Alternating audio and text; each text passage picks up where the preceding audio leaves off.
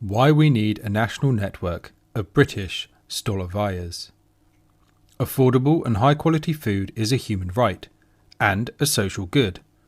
Why can't capitalism fulfil this basic requirement?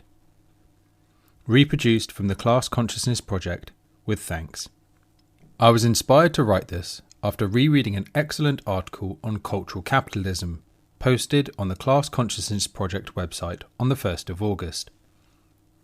It set me thinking about the cultural dimension of ruling class manipulation, an aspect I had not previously given much attention to, particularly in relation to food and to possible solutions. There is an urgent need for nutritious, affordable, socialised food provision for the sustenance of the people, as a direct alternative to the unhealthy junk food relentlessly pushed at us via wall-to-wall corporate advertising. A policy that would be implemented as surely as night follows day in a planned socialist economy is the provision of a national public food service network, what would be in effect a culinary equivalent of the NHS. This would guarantee every person access to healthy meals provided on the basis of human need rather than private profit. It could be called something along the lines of the People's Table, a social institution that would ensure that no one is left to the predations of fast food corporations. Such a system could, in principle, be established under a capitalist government, if that government placed the welfare of its people above the demands of capital. However, in practice, our governments act as instruments of imperialism, concerned only with safeguarding profits for the corporations they serve.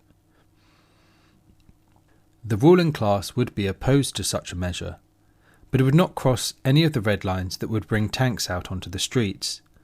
It's not on the same level as taking the financial corporations of the City of London into public ownership without compensation, exiting NATO, or expelling the US military from British soil.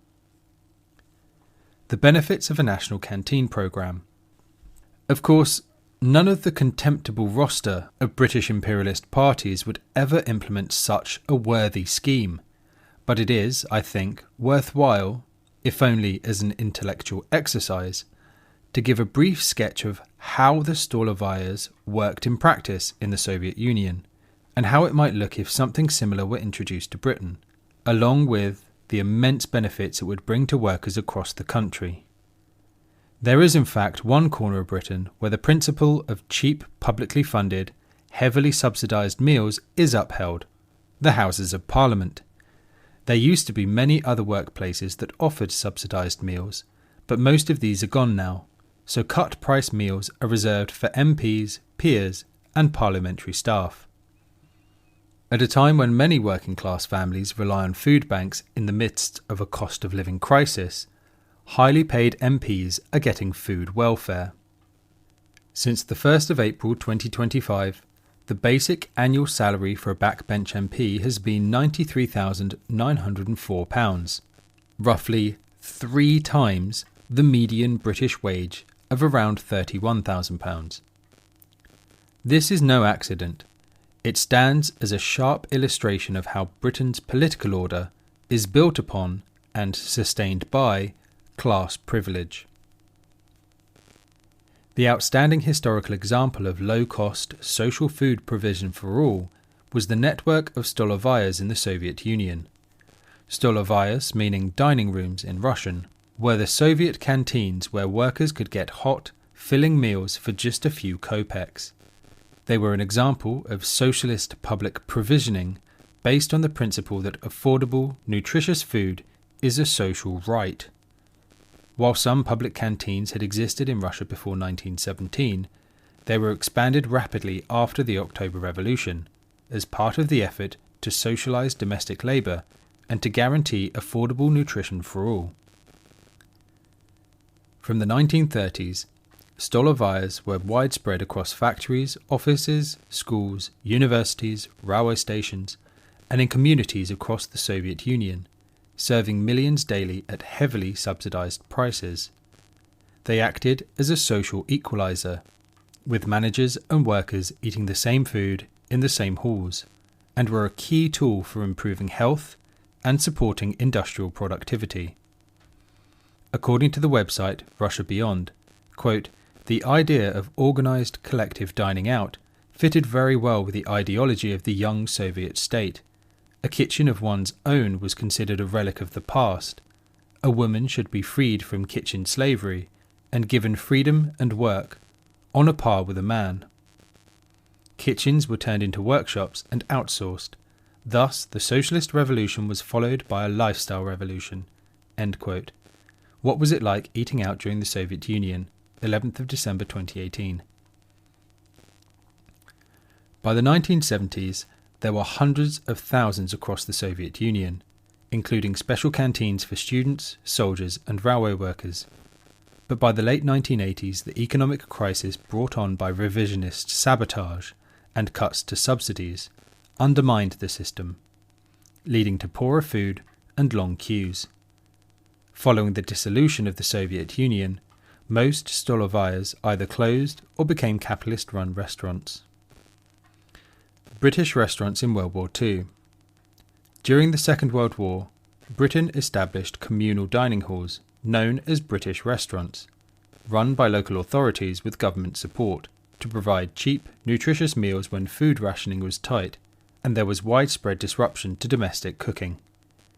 These dining rooms offered simple but healthy food at fixed, low prices, without the need for ration coupons, which meant that anyone, workers, families, or those bombed out of their homes, could eat there. At their height, more than 2,000 British restaurants were functioning across the country, playing a central role in maintaining food security and public morale. This experience demonstrates that, when backed by political will, a system of universal, affordable, and nutritious public dining can be organised, even in the oldest part of the imperial core. Despite historical precedent, it may seem a tad utopian to explore the social and class impact and the benefits to workers of a national public food service network.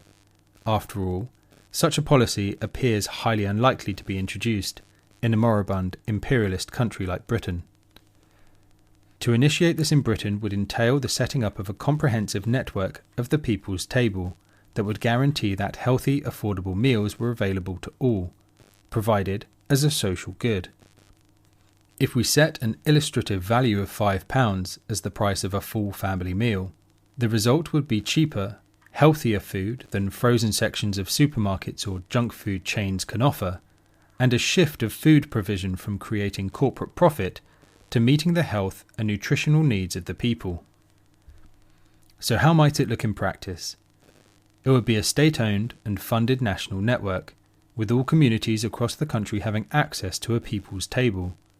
In rural and more isolated areas, this could be delivered by mobile units. Wherever possible, food used would be locally sourced, with menus built around seasonally available fruit and vegetables. This program will create many tens of thousands of proper jobs, secure permanent positions with pensions, sick pay and dignity, from cooking and serving to procurement, transport and administration. Every role would be paid at a proper living wage, with unions recognised and membership actively encouraged. This stands in total opposition to the McDonald's et al. Model, corporations built on low pay and zero-hour contracts. The thousands of secure, socially useful jobs created would vastly outnumber the insecure junk food jobs that would disappear, and the result would be immediate. Instead of families queuing at food banks, they would sit down to decent meals at affordable prices. The benefits would be immediate in terms of health and nutrition, social cohesion and even educational outcomes. Working class families would be able to afford to eat a healthier diet at a fraction of takeaway and supermarket costs, alleviating pressure on household budgets and allowing some circulating of money back into local economies. The consequent decline in the prevalence of obesity, type 2 diabetes, malnutrition and other preventable diet-related illnesses would reduce long-term pressures on the NHS, along with social dysfunction. a national public food network would embody the principle that food is an essential component of social reproduction, not merely a commodity. What I have tried to show is that socialism offers the workers of Britain a practical vision, a state capable of guaranteeing cheap, healthy food as a right, delivered socially through rational planning and economies of scale.